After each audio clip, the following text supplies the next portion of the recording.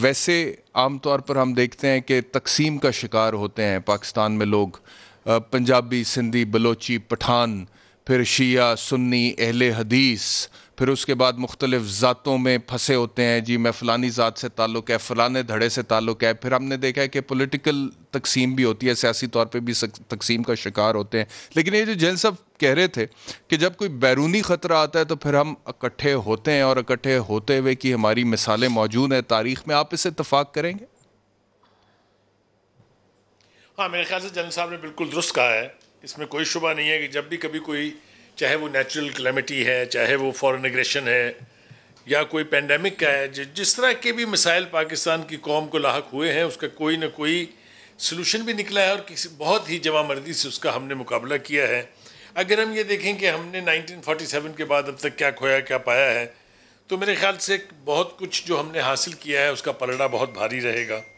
1948، 65، 71 کی جو وارز ہم نے لڑی، ہماری مسلح افواج نے جس طریقے سے پاکستان کا دفاع کیا، اس کی تاریخ میں مثال نہیں ملتی. اور ایک چھوٹا سا تزیح اگر آپ مجھے اجازت دیں گے تو میں کروں گا کہ کارگل جو ہے وہ نہ ہم پر امپوز کی گئی تھی، بلکہ وہ ایک واحد جنگ ہے جس میں ہم نے ہندوستان کو وہ ناکمچ چنے چبوائے تھے کہ اگر آپ جینز بک آف ڈیفنس دیکھیں تو آپ کو پتہ چلے گا کہ ایک بھارت جو اپنے آپ کو اتنی بڑی قوت، اتنی بڑی فوجی ملٹری طاقت سمجھتا ہے، اس کا جو حشر ہوا اس جنگ میں، اس کا ایک حوالہ تو یہ ہے کہ 2 میجر جنرل، 3 بریگیڈیئر، کوئی درجن بھر میجر جو ہیں ان کا کورٹ مارشل ہوا تھا ہندوستان میں، چونکہ ان کی نااہلی کی وجہ سے پاکستان جو ہے وہ اتنا اندر آ کے اس نے قبضہ کر لیا تھا. آلموسٹ جو پٹھان کوٹ کشمیر ہائی وے ہے اس کے اوپر ہمارا پریکٹیکلی قبضہ تھا، اور اگر یہ سیز فائر کی پکار واشنگٹن سے ہمیں نہیں ملتی تو ہم کیا کر جاتے، اس کا ابھی اندازہ اس وقت میرے خیال سے لگایا تو جا سکتا ہے. جو وار ایکسپرٹس ہیں، جن صاحب بیٹھے ہوئے ہیں، بہت بڑی اتھارٹی ہیں، وہ بھی آپ کو بتائیں گے تفصیل کے ساتھ کہ ہماری اچیومنٹ وہاں کیا تھی.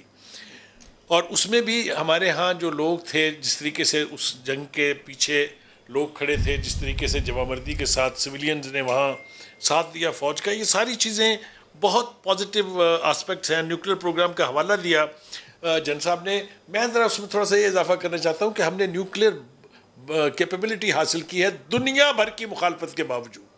جب ہمیں ایک رنگ، ایک پیچ باہر سے ملنے کے لیے نہ صرف یہ کہ توقع نہیں تھی بلکہ پابندیاں لگی ہوئی تھی، ایک عجیب سینکشن رجیم ہم نے بھگتائی، اور اس کے باوجود بھی ہم نے بھارت کا دندہ شکن جواب دیا. اور آج ہمارے ڈیفنسز جو ہیں وہ بہت مضبوط ہاتھوں میں بھی ہیں، اور ہمارے پاس اس کے لیے بہت بڑا ایک ڈیٹرنٹ بھی موجود ہے. اسی طریقے سے کھیل کے میدان میں اگر آپ جائیں تو ہم 3 دفعہ ہاکی کے ورلڈ چیمپئن رہے ہیں، 5 دفعہ اولمپکس ہم نے جیتا ہے. کرکٹ میں 1992 میں جیسا کہ آپ جانتے ہیں کہ ہم ورلڈ چیمپئن بنے. تو اچیومنٹس بہت ہیں. اور اگر میں آپ کو ایک بات بتاؤں وہ بڑی مزے کی ہے، وہ یہ کہ جو ناسا ہے، جو اسپیس کی ایجنسی ہے یونائٹڈ اسٹیٹ آف امریکہ کی، اس میں 200 پاکستانی سائنسدان کام کرتے ہیں. یہ بڑی انڈر اسٹیٹڈ پوزیشن ہے. تو پاکستان کے جو سائنٹسٹ ہیں، جو پاکستان کے ہنرمند ہیں، وہ پوری دنیا کے اندر اپنا ایک مقام رکھتے ہیں. ہمارے ہاں جو تقسیم ہے وہ اس لیے ہے کہ ہم نے قائد کا بنیادی میسج جو ہے اس کو بھلا دیا. وہ جو انہوں نے پاکستان کے بننے کے بعد پہلی تقریر میں کہا تھا کہ آج کے بعد ہم نہ بلوچی ہیں، نہ پٹھان ہیں، نہ سندھی ہیں، اور نہ ہی ہم یعنی ان تقسیموں میں بٹے ہوئے ہیں، بلکہ ہم صرف پاکستانی ہیں.